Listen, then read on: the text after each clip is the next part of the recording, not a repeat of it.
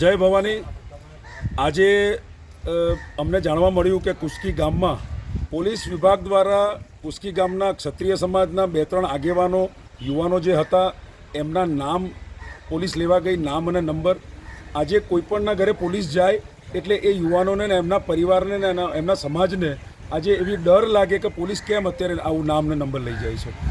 આજે આખું ગામ સમાજના તમામ અન્ય સમાજના પણ તમામ લોકો અહીંયા પોલીસ સ્ટેશન આવ્યા છીએ।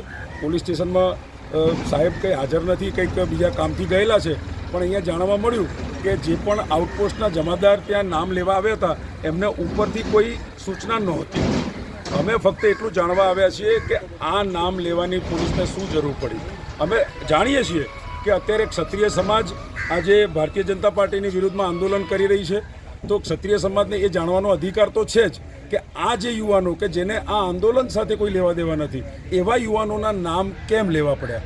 નામ લેવા હોય તો અમે આંદોલન કરીએ છીએ, લોકશાહીની ઢબે આંદોલન કરીએ છીએ। અમે ક્યાંય કોઈ પણ જગ્યાએ હિંસક આંદોલન કર્યું નથી। આ અમે ક્ષત્રિયો છીએ, દેશને કે દેશના કોઈ નાગરિકને નુકસાન પહોંચાડવા માગતા નથી। પણ હા, ક્ષત્રિય સમાજની બેન બેટીઓ માટે જે ઉચ્ચારણો થયા છે, અભદ્ર ટિપ્પણી થઈ છે, એના વિરોધમાં તો આ ક્ષત્રિય સમાજ ના કાલે ઝૂક્યો તો, ના આજે ઝૂકશે કે ના આવતીકાલે ઝૂકશે। મારી સાથે કુસ્કી ગામના મારા વડીલો પણ છે, ભાઈઓ છે। આ તમામ આજે અહીંયા એ જ જાણવાયા છીએ કે આ નામ લેવાની શું જરૂર પડી।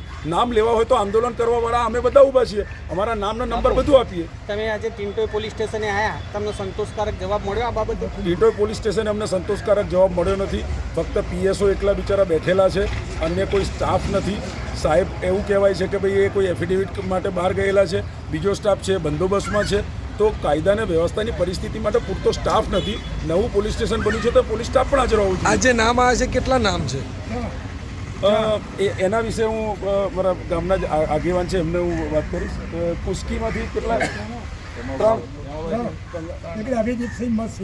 ટોટલ 3 નામ લઈને પોલીસ વિભાગના કર્મચારીઓ આવ્યા હતા।